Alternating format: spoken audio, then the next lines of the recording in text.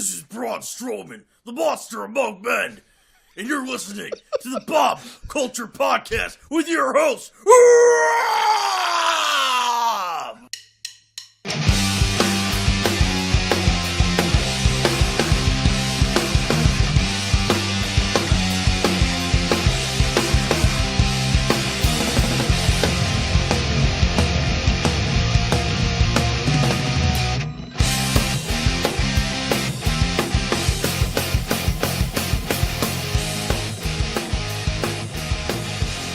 All right, guys, we're back here on the Bob Culture Podcast.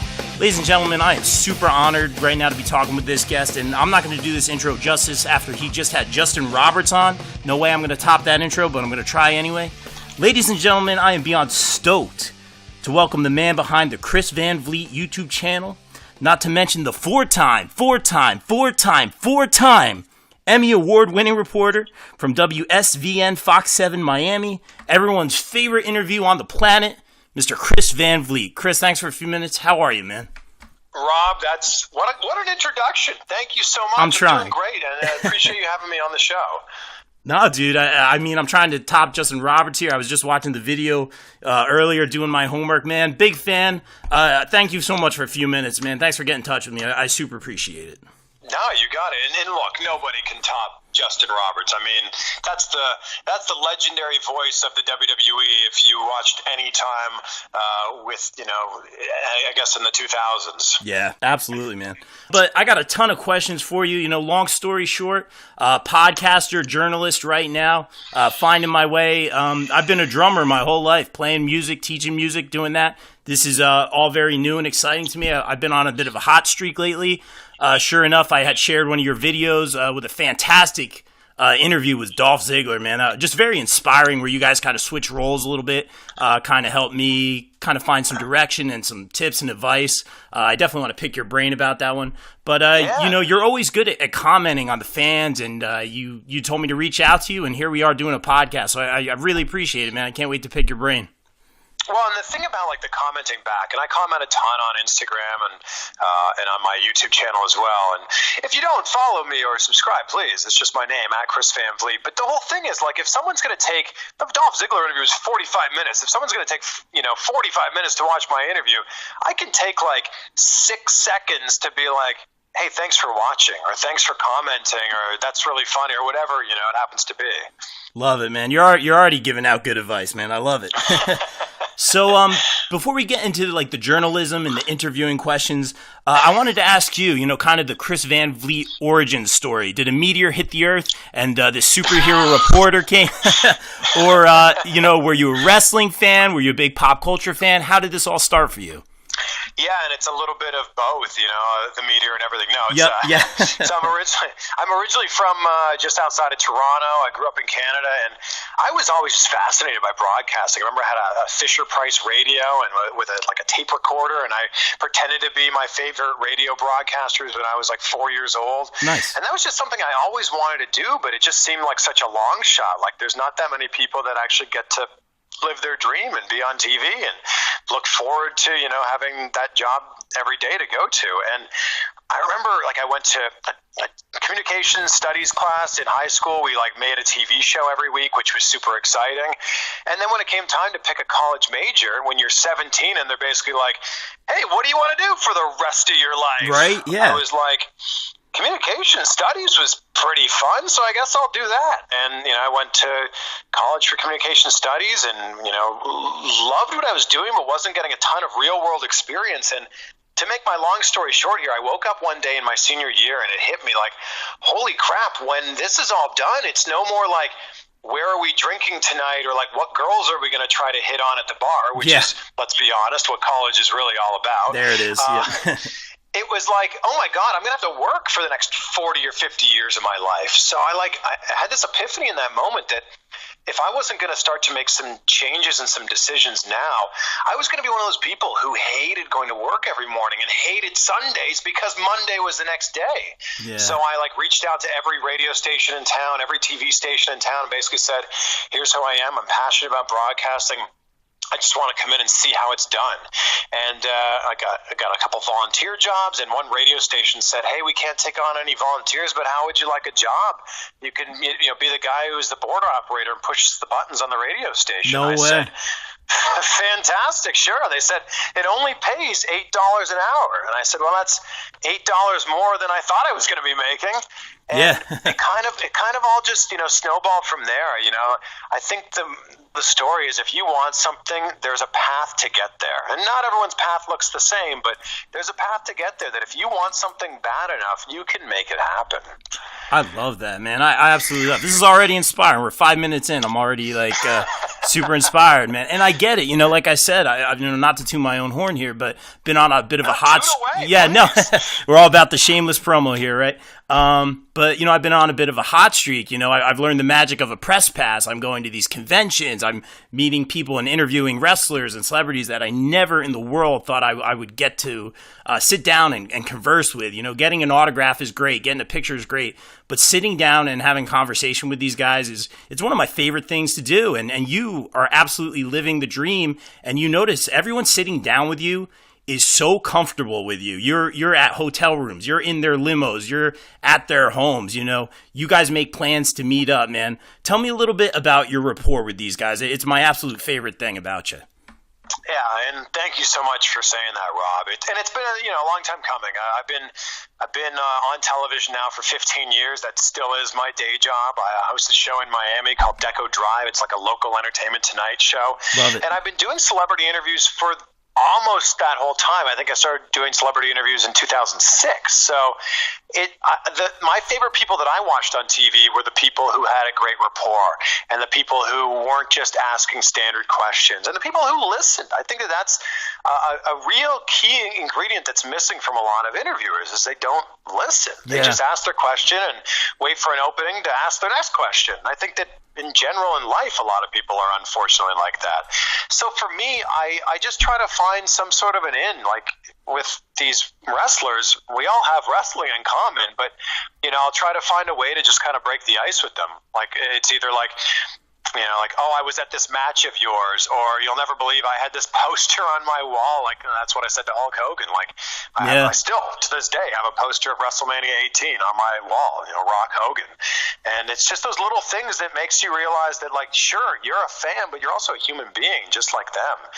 And I think a lot of people go into these situations going, oh my God, that's my idol. I could never talk to that person, or I'd be so nervous if I talked to that person. Well, you've already lost if that's how you're thinking. If you're going in and realizing that that's just another human being who happened to work really, really hard and, maybe get a break or two along the way to put them in a better position, they're no different than you.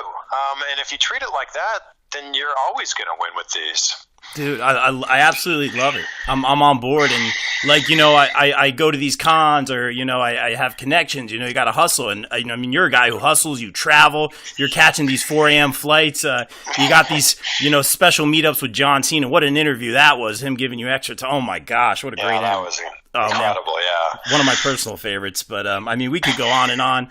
But I say, hey, Rob Cruther, from the poprate.com, the Bob Culture Podcast, would you mind doing a short interview? And some people are hesitant, some people are surprised. I've gotten a million no's, but I've gotten a million yeses that I never thought would ever happen. But it's like you said, you want everyone, I have a philosophy, you're my guest on my show, and I don't want to ask like the hard-hitting questions. I don't want to make anyone uncomfortable. And I just see like the wrestlers especially, not to mention like Leslie Mann, who asked you to take your shirt off. My wife was dying at that one. We could go on and on. Something else, right? Yeah, no, that was fantastic. But I love the way you go about it. What advice would you have to guys like me, kind of starting out, getting my foot in the door, trying to have as good of a rapport as you have with these people who want to talk to you and want to make plans to meet up with you? And I think you had a really good approach when you reached out to me, and I think a lot of people. When they're reaching out to book interviews, they're basically like, "What's in it for me? Like, exactly. What's in it for the person who's going to be, doing the podcast?" And what's in it for them is they're getting a great interview with, hopefully, a big name person. And I think that way too many people focus on how they can benefit from it rather than focusing on how the guest can benefit from it, because nothing's more valuable in this world than time. And if you're going to borrow 10, 15, 30 minutes, an hour of someone's time, you better make it worthwhile. Absolutely. So I think that you can always lead with, like, how is this going to benefit that person? How many listens do you have, plays do you have, subscribers, followers, whatever, the metric is that you want to use. I think that you need to start with that. And then, when you're trying to build that rapport, it's no different than if you met someone at a party or a bar tonight or something like that. And, you have something in common, so you build a conversation around that. And I think that too many people think of interviews as interviews, and interview sounds like a really scary word when you put it like that, but it's just a conversation between two people. And if you can think of it as a conversation that's happening, and they're an organic thing that we all do in our daily lives, it doesn't make it sound as scary.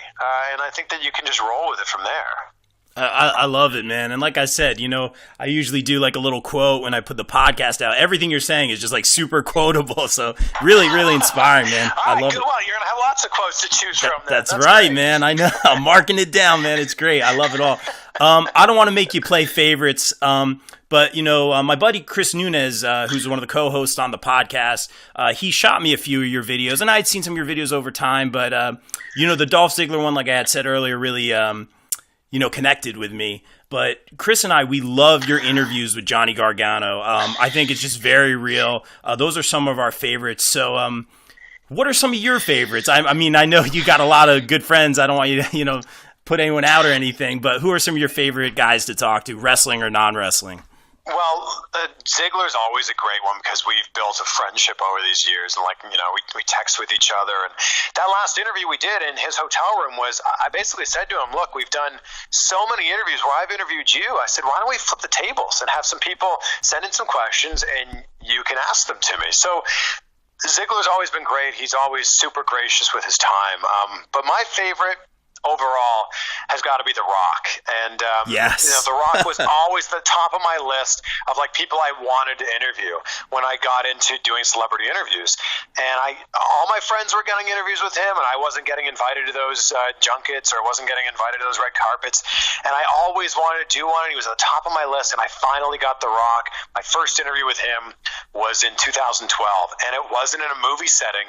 It was backstage at Monday Night Raw in Cleveland, Ohio. And I'm like, oh my God, nice. Not only am I getting The Rock, but I'm getting The Rock in a wrestling environment. Yes. It doesn't get any better than that.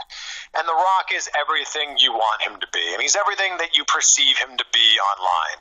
He's kind, he's funny, he's gracious. He makes you feel special, whether it's a 2-second interaction or, a 2-minute or a 20-minute interaction.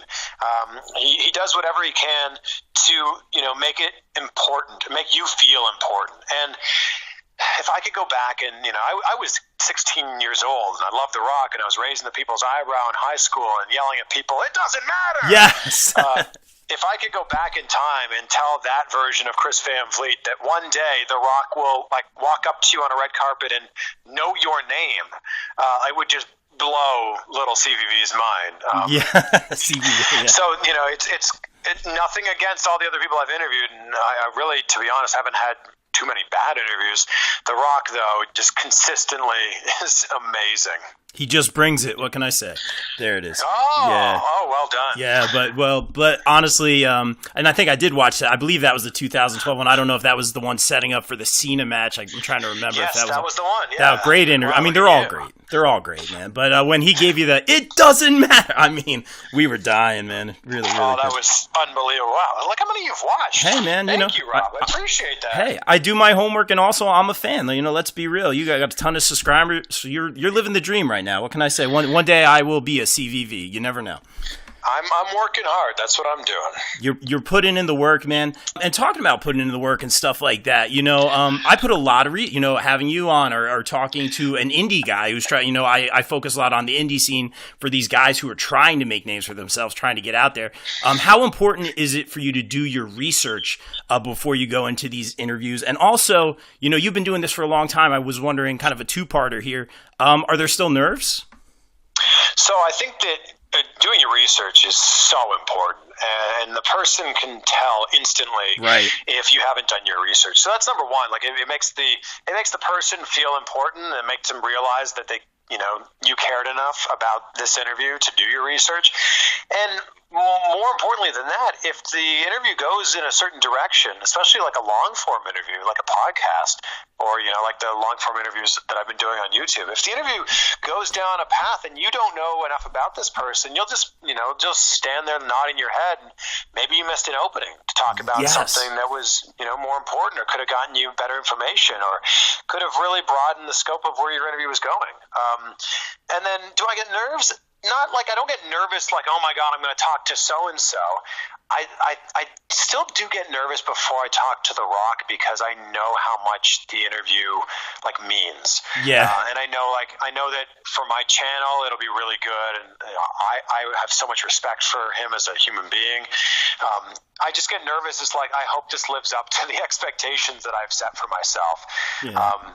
That's the John Cena one too. Like, that was a really special interview. It was Love it. Tyler Perry that I had interviewed a few times, and Tyler Perry kind of asked me, he goes, "Look, you're just doing this local news thing? Is that like?" Because I think you got more talent than that. I think you should be doing something more than that. I agree. Said, well, I agree. I do have this. Well, thank you. I said, I do have this YouTube channel that I've been building. And he goes, "Oh my God, look at all the subscribers you have. Would you ever want to do an interview with John Cena?" And I'm like, would I want to do an interview with John Cena? Yeah. Yes, I would. Wow. And then 5 minutes later, he's like, "All right, I just texted John. He's going to make it happen." I'm like, "What?" Wow. He's like, and just give it a minute. John Cena's going to text you, and you guys are going to set it up. And sure enough, 2 minutes later, I got a text. "Hey, this is John Cena. You came highly recommended from a mutual friend. When you're in New York for WrestleMania, we'll make it happen." And I'm like, oh my God. It was amazing. And dude, it was, I think what he had said, it was one of the only interviews he had done. And he just kept it so real. And the fact he kept giving you more time, I mean, that was amazing. It was. And if someone's listening to this and didn't see it, I went into this interview. John Cena was working out at a gym. He had basically half an hour of free time to shower, do this interview, and then go to a book signing he was doing for his children's book. And when I met up with him, he walks up and goes, "I got 10 minutes. And I'm like, okay. So at about the 10-minute mark, I thanked him and wrapped it up, and he reached in his pocket for his cell phone, and looked at his phone and went, "Oh, we still got more time." And I just couldn't believe it. Blown away by, what a kind man. And there's some real good life lessons in there. Yes. Like, that's like a mini TED Talk there. Absolutely, exactly, man. That's one of my favorite ones. And I got to say this. I think he's starting to rock that haircut a little bit. I'm digging it. It's starting to grow on me a little bit. I like it. I think that, we're getting used to it just because we've seen it more, but I'm still used to the short-haired John Cena. Exactly, man. But he's fantastic. And again, like you said, very inspiring. And you were saying, earlier about how you respect like these guys, and you want to show them that you respect them, guys like The Rock and stuff like that. But I think that they respect you, and that's what makes it very real. And the fact that guys like John Cena, take out, let's do this more, because they're into it. It's I think conversational is the word I'm looking for. It's really great. Yeah, I appreciate that, and it's. I remember it was Ryan Seacrest said it. I think he was quoting Dick Clark, and he said, "If you think my job looks easy, then I'm doing it right." And it's so true, like, especially in broadcasting. I think that everyone thinks that they can do this. And, in this day and age, anyone can have a YouTube channel or a podcast, and anyone can do it. There's just, there's a difference between just doing it and doing it well. And, I'm fortunate to have a broadcasting background behind me that's kind of helped weed out a lot of the things you have to get by in your first couple of years of doing this, like hearing your voice like the first 200 times. Yeah. And going, do I really sound like that? Exactly. Or like when you see yourself in a YouTube video, you're like, oh my God, what am I doing with my mouth? Oh, stop, dude. No, you tell them you got Leslie Mann asking you to take your shirt off, and you look great. You're out there, you're killing it, you're living the dream, man. So I got to talk about this. I'd be remiss if I left this out in the interview. We got to talk about the socks, man. Your socks. I mean, we could go on and on. How did this all start with the socks? So it was like when I was working in Toronto and I was hosting this great entertainment show, and then I got this awesome opportunity to host, be an entertainment reporter in Cleveland for the CBS affiliate. And I went from like wearing like T-shirts and jeans on the one show, and I came over to Cleveland, and they told me like, it was time to start dressing up a little bit more. So I was wearing blazers, and I was wearing suits, and I just, at that time, I was 26 at the time, and I just felt like I just wasn't ready for it. It didn't feel like me. So if I was going to have to be buttoned up wearing suits and ties and blazers and stuff like that, I wanted at least something on my outfit to be fun. So that's when I started wearing like the fun socks. And like, even though you couldn't see them on TV, I still knew in my heart of hearts, like, I haven't completely sold out. I'm still wearing fun socks. Yes, keeping it real. And that's kind of where it went. And now fun socks have kind of become a trend. Like if you're wearing just black socks with your suit, you're kind of a loser. You're a trendsetter. What can I say, man? It's not bad. I'm just goofy. That's what I am. No, it's great. You're keeping it real, and it's not bad. When you're interviewing Tina Fey, what was it, Margot Robbie, and they're asking about the socks right away. It's like they're excited to see you. Just as much as you see them. I love that mutual respect, man. Gee, well, thank you that you have watched all these interviews, too. That's amazing. Hey, thank you for putting them out, man. It's my pleasure, absolutely. So a lot of the guys that, a lot of the indie guys that we have, I always ask them, what is their dream match? Past, present, future, a legend. What would be your dream match? Or if you made it to NXT, if you made it into AEW, WWE, who would be your dream opponent? So I'm going to kind of ask you along the similar lines, not so much a match, but basically, what would be your dream interview? It could be someone from the past, someone still around, maybe a wrestler that you've never talked to. What is the dream interview? I know The Rock was like the holy grail. What is it now? Yeah, so Rock was Holy Grail. Then it was Tom Cruise, and I was fortunate to interview him for the last Mission Impossible movie. And he, just like The Rock, is amazing. Like, what an incredible human being that makes you feel special and makes the moment special. But now, and probably has always been, the kind of unattainable one is Vince McMahon. That's the dream interview. And I would imagine a 20-minute interview with Vince McMahon where you could ask him anything you want. Yeah.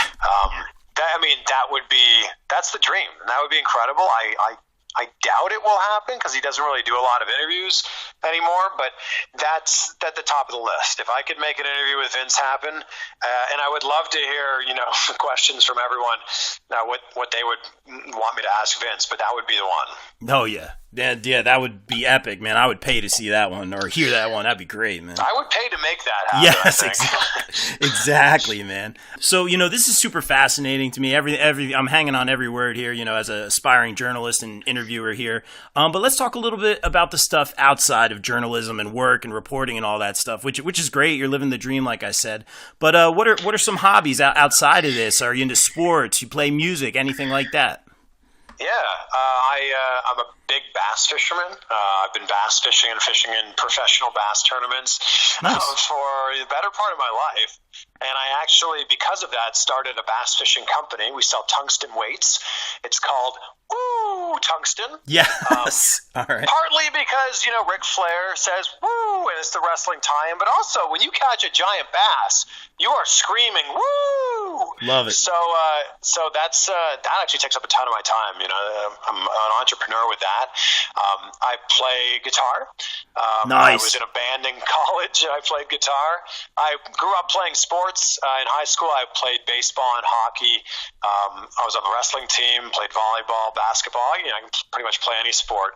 And I've kind of, like, New Year's resolution, not that I'm big into New Year's resolutions, but I want to learn something new every year. I want to learn a new skill every year. So January 1 this year, I'd never played the piano in my life, and I decided I am going to learn how to play piano. Great. I'm going to document this progress along the way, and in December, I'm going to play at a music recital and just show people basically that anything's possible.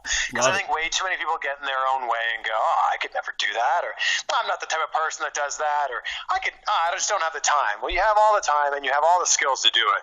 You just got to hone your skills and actually make yourself accountable to making it happen. So that's kind of my main focus now is attempting to play the piano, because that's all it is. It's May right now, and it's still attempting to play the the piano. It'll take some time here to start to be good. Dude, I absolutely love it. First of all, why am I not surprised you're an entrepreneur too? Second of all, I'm a music teacher first and foremost. I've been playing drums my whole life. My first instrument was the piano. And we just had our big, for the studio I work for, we just had our big showcase, 3 shows yesterday. So essentially like our big Super Bowl, I'm not allowed to say that, our big super game, if you will, you know the deal. Yesterday, our big showcase, and that was fantastic. We had a bunch of shows. I had the drum line, but a lot of piano students going up. So a lot of great performances, really good. So I'm excited for you on that one. I'll give you a little taste here. I am sitting down my piano. Yes! Yeah, it's not very good. I'm learning here. Moonlight Sonata?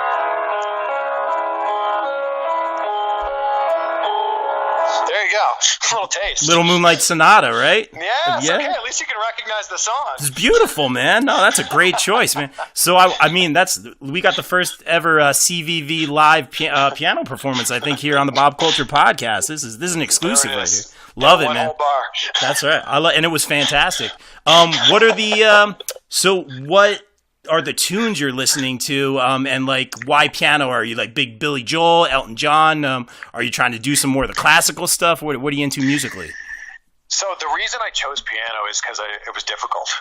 I do this segment at work on the station I'm at called Keeping Up with Krus, where I go and I try out a new adventure, or try out a difficult skill, and by the end of the segment, I'll have at least figured out how to kind of do some of it. But we're talking simple things like hang gliding or zip lining, or like I learned how to become a hibachi chef, like stuff that someone can kind of teach you through, and then after an hour of a crash course you can go, all right, I can kind of do that.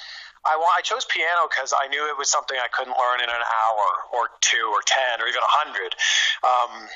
I don't listen to as much music now because if I'm at the gym or I'm driving to work, I want to make the most of that time. And not that there's anything wrong with music, and I love music. I just think that my time can be better spent by like listening to an audiobook or listening to a podcast or an interview or something like that. I like this guy. I like this guy a lot. Yeah. So don't get me wrong, though. I still listen to a ton of. I still love like old school like pop punk. Don't laugh. Blink, dude, that's my favorite. Blink 182, Green Day, NFG, Newfound Glory. Like All Time Low, Yellow Card. Oh, yeah, love Yellow Card. Something corporate. I love Andrew McMahon's new stuff. So a lot of that, a lot of country music. Listen to hip hop. I'll listen to a little bit of everything, but I kind of feel like I'm like, I don't know, like selling myself short if I have a 40-minute drive to work, which I do, and I'm listening to music and not like, trying to expand my brain in some sort of way. Dude, I 100% get that. And first of all, I could talk about pop punk all day long. I got my Travis Barker signed drumsticks over here next to my Rey Mysterio mask, Yeah, he's my dude. Amazing. But man, I totally get like that need for like conversation when you're driving. I love listening to tunes, but sometimes it's good to throw on a podcast, learn a little something, listen to some opinions. I totally get it, man. I just want to try to expand my brain. And by the way, back to pop punk. How about Mark Hoppus's new band with Alex from All Time Low? Yeah, man, put out a couple of. Yeah, man, he's. I mean, they're doing everything. Nothing can stop that guy, man. No, it's great. And Tom is out saving the world from aliens. So, yes, yeah, all good. Don't get me started.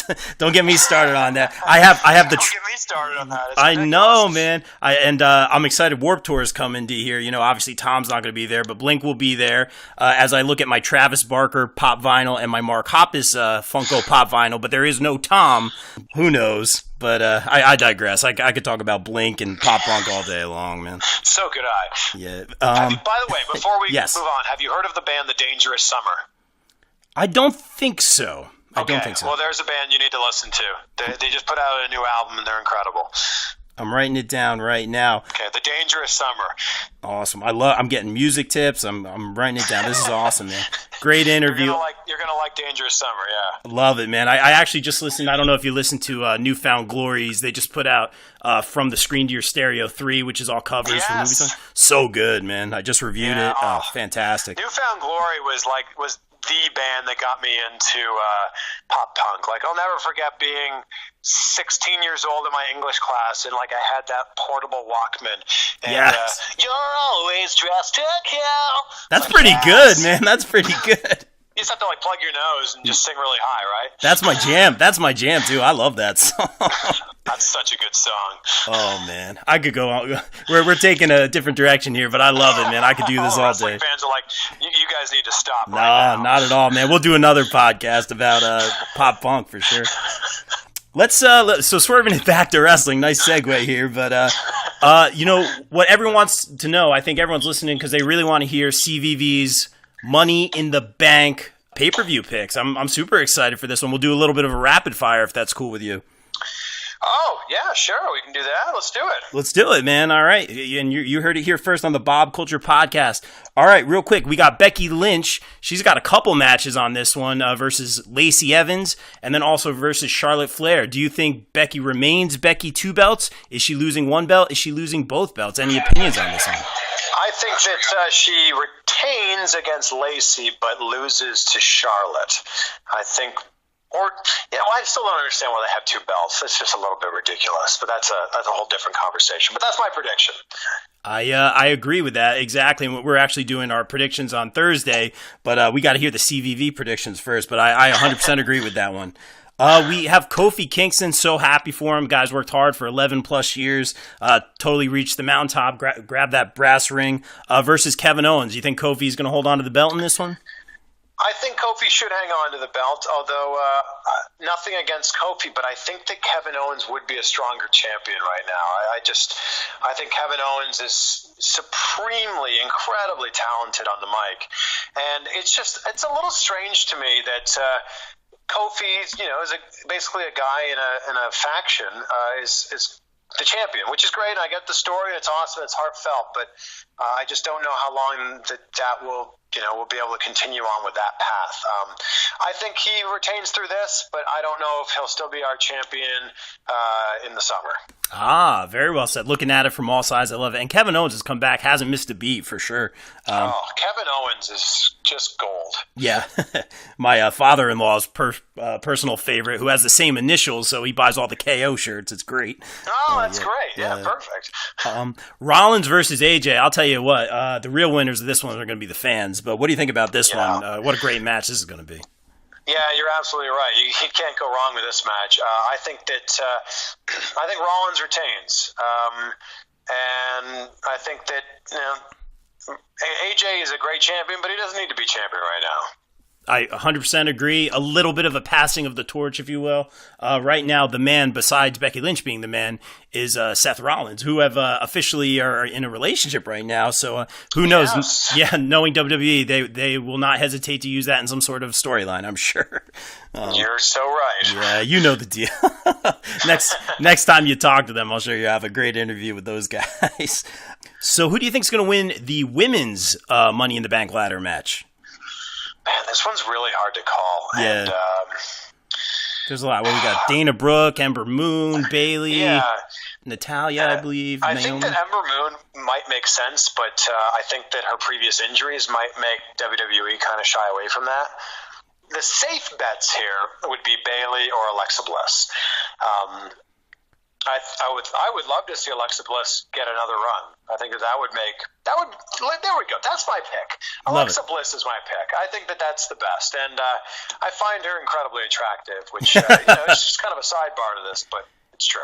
Yeah. Well, rumor has it she's single right now. That's all I'm saying. Just for yes, you I yeah, saw yeah. that. Yeah. You're aware of that situation. And she lives, just a few hours away in Orlando. Oh so boy, keep me posted, man. Keep me posted.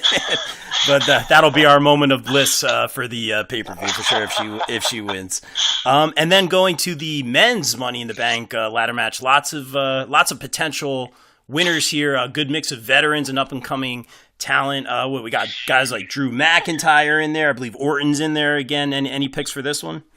Well, when you look at this match, anyone is seriously a believable winner here. Right? Like, I think that if anyone won, we could go, oh, yeah, that makes sense. I think that Ali might have made more sense before the Kofi push. And, of course, we all know the story that Ali was going to get that push. Right. And when he got injured, Kofi ended up getting the push that he has now, and he's taken the reins and kind of ran with that. But the cool thing about this is really anyone could win in this. From Orton to Ricochet to Andrade to Drew to Finn. I'm just naming everyone now in this match, but no, I'm on board. I think though that Drew McIntyre would make the most amount of sense here. Finn doesn't need it since Finn is the Intercontinental Champion. Ricochet is a little too new to this. Andrade would be an interesting wild card here, though. Ooh. But I think that Drew would be my pick here. Love it, man. Really good. I don't want to get too much into my picks, but I wholeheartedly agree with that one. That's a fantastic pick. And lastly, as far as the Money in the Bank stuff, you think any cash-ins at the pay-per-view or nah? I don't know. I mean, we've seen that happen before, but I don't think so. By the way, I'm just glad that Joe and Rey Mysterio are getting a real match. Yes. Versus the one we saw at WrestleMania. Because I was super stoked for that to be like the match of the night. Me too. Then, obviously, with Rey's injury, the match was cut short. I also think that at some point, maybe it's not this match, but at some point within the next year, we're going to see Rey's son become part of WWE. Love it. So, man, so much I could say about that. Were you actually at WrestleMania? I believe you were, right? Yeah, I've been to, it was my 9th WrestleMania. Good for you, man. 3rd for me, but what a great, I'm in Jersey. Oh, you were there too. Amazing. Yeah, man. Hey, next time we'll meet up when they're in the tri-state area or whatever, man, for sure. I'd love to shake your hand, Let's of do course. it. Yeah, man. That'd be awesome. Yeah, oh, man, it'd be an honor. But Rey Mysterio was basically the dude who got me into wrestling. Seeing him kind of change the whole landscape for me. I have my signed Rey Mysterio mask over here. I mean, he's a legend. I mean, what can you say? So I'm excited for that match as well. I agree with you. That was one of the matches I was looking forward to most at WrestleMania, but one of my all-time favorites, man. Who's your all-time favorite of all the wrestlers, or who got you into it? I mean, I was a pretty big Rock fan growing up. Like in the Attitude Era, it was The Rock, and I loved his charisma and I loved his attitude. But I also had a Triple H poster on my wall. And I remember like spitting water and doing that whole thing. So, yeah, I guess it'd be those two. Yeah, it'd be those two. Although I also had some really weird favorites. Like I, for some reason, loved Sean Stasiak in WCW. Sure. And then when he moved over to WWE and they gave him that terrible gimmick with meat, I was just so disappointed. But when he was Sean the Star Stasiak in WCW and he would beat people and then he would sign an 8x10 and leave it on their chest, I'm like, oh my God, what a gimmick. That's amazing. Brilliant. Yeah. Love it, man. Really good. All right. So, I know your time's very valuable, man. I really do appreciate you coming on, spending a few minutes. I got one more question for you, if that's cool. Yeah, of course. I'm having a blast, by the way. Thank you, Rob. Good. No, thank you, sir. It's an absolute pleasure and honor. So you have the Emmy. You got the Emmy, right? Here's the big question. I don't know if you got this one before. Are we going for the EGOT? Are we going for the Grammy, the Oscar, the Tony? Are you starting your own CVV musical? Well, how's this happening? I don't think anyone wants to hear me sing, yeah. So I think that one's out. Who knows? We've seen enough wrestlers turn into actors. Why can't we see an entertainment reporter / YouTuber turn into an actor? I don't know if I'd be an Oscar caliber actor though, but I wouldn't say no to doing some more acting. I've played a reporter in a couple movies before. That is certainly not going to win you any sort of Oscars. Yeah. But yeah, I've got my trophy case here behind me with 4 Emmys in it, and honestly, it's like I look at it and I just kind of shake my head. I can't believe that's real, and I can't believe a lot of this is real. And it's it's just because hard work, will pay off. And I said it in the Dolph Ziggler interview. I actually just made a T-shirt with this phrase, but vague goals get vague results. And if you're going to go out there and, kind of say, I'd love to have a bigger podcast, or I'd love to have more subscribers on YouTube or whatever. But you're setting a very vague goal. If you get one more subscriber or one more listener, you've achieved your goal. So congrats. I think that you have to set like real tangible goals, and then you have something to chase after. And that was it. For me, it was, I want to work in the United States. Then I, got a visa to work here and a job to work here. Then I wanted to be able to, work enough here and have enough merit to get a green card. And then I got a green card. And in that process, I wanted to win an Emmy. And I set out and I won 4 of them now. And I think that you need to set goals in your life. And you need to have something to keep reaching for. Otherwise, you're just going to be, it's like getting in your car without any direction. You just get in your car and you start driving. Well, where are you going to end up? I don't know. Just see where I end up. That just doesn't make any sense. Wow, man! Just when I thought you didn't have any more inspirational quotes left, that was fantastic, man. Wow. Well, you can look for the Vague Goals, Get Vague Results T-shirt. It's available now on Pro Wrestling Tees. Is that the one that you posted? I know you posted an image of kind of almost look like a luchador mask. Is that? That, my friend, is a different T-shirt. Oh, okay. I've never had T-shirts, and I kind of realized, I've been wearing Collar and Elbow. They're an amazing brand. I love them, but I also want to kind of self-promote myself a little bit. If Absolutely. you're going to be watching one of my interviews for 30 or 40 minutes, why shouldn't something of mine be staring back at you in the face? Absolutely. Hey, man, you just give me when the shirt comes out, you send me the link. Me and Chris Nunez, we're definitely going to buy a couple of them for sure. Yes, all right, that's amazing. So yeah, I have 4 shirts that I'm working on right now with some very talented graphic designers. I'll be rolling them out, I think, actually at the end of this week. So keep an eye out for those. I'm really proud of them. You'll be seeing them in all of my videos. I'll still be wearing collar and elbow, and I'll still be wearing suits when I have to. But if I have the chance to wear a CVV shirt, I will. And I got to get a bunch made, because my goal this year is to do 50 wrestling interviews. So if I'm going to do 50 wrestling interviews this year, I'm probably going to have to wear different clothes every time. So I might need to get 50 CVV shirts. I don't know. Unless you're interviewing Leslie Mann, of course, and you'll be wearing no shirt. So, there you go. One of our favorites for sure. Hey, you need to look that up if you don't know what we're talking about. Yeah, for real. Yeah, and Chris, Leslie Mann, Dakota Johnson actually asked me to take my shirt off during an interview, which was very fun, by the way. Yeah, it was a fun interview. Very flattering, I'm sure. And they mentioned it on on Seth Meyers, which is even better, man. That's great. Fantastic. Yes. But tell everyone where they can find your videos. A little shameless promo, if you don't mind. Where can they follow you on Twitter? Where can they follow on YouTube? It's my name, Chris Van Vliet, VanVliet. That's YouTube, Instagram, Twitter, and Facebook. And, if you're a wrestling fan, there's a good chance maybe you've seen one of my interviews at some point, or you've at least seen the thumbnail for it. I would just appreciate it if you took the time to subscribe. And then you'll be notified of when my new interviews are coming out. And I've got a bunch on the way. And like I said, my goal is to get 50 wrestling interviews this year. If that's my goal this year, I don't know. What do I have to aim for next year? 60, 70, 100? I don't know. Love it. So yeah, it would be awesome if you subscribed. Really well said. Hey, Chris, thanks so much for a few minutes. An absolute honor, very inspiring. Talking to one of the hardest working men in show business for sure. Thank you so much, Rob, and congrats to you and everything you've done. And you're a great example of if you set a goal and you chase after something, you're doing it, man. And I think way too many people sit back and go, I could never do that. You're proof, and I'm proof that if you just start to do it, you can easily be successful. Love it, man. All right, let's cut. I'm gonna start crying. Let's cut this thing, man. All right, thanks again. Thanks so much, bro. Hey guys, thanks for checking out this episode of the Bob Culture Podcast. Don't forget to support the show on patreon.com/Bob Culture Podcast for some great incentives. I'd like to give a shout out to my patrons JayCrow, Shannon, Krus, and of course Mike and Michelle Vermillion from Sledgepad Innovations. Sledgepad is the bass drum dampening system used by national acts like Pink, Goo Goo Dolls, Cher, Collective Soul, and a whole bunch more. Check them out at sledgepad.com.